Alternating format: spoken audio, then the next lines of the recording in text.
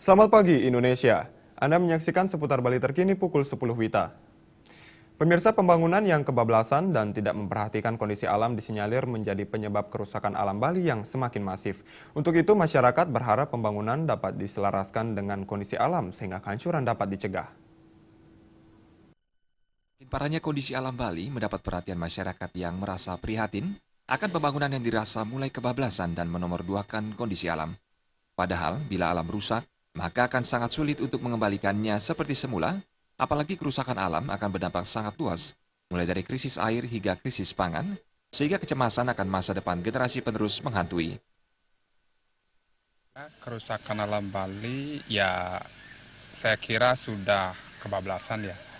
Karena eh, di satu sisi mungkin pemerintah ingin mengejar target sebuah pembangunan, akan tetapi di sisi lain berbenturan dengan lingkungan.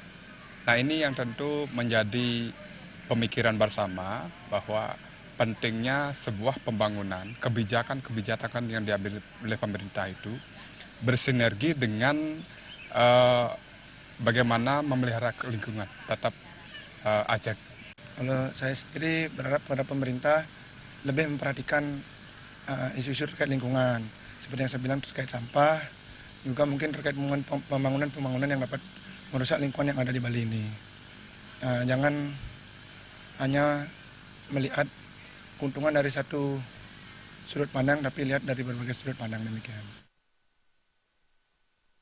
Untuk menyelamatkan alam, maka pemerintah seyogyanya membuat kebijakan dan arah pembangunan yang berpihak pada alam dan tidak memikirkan keuntungan semata.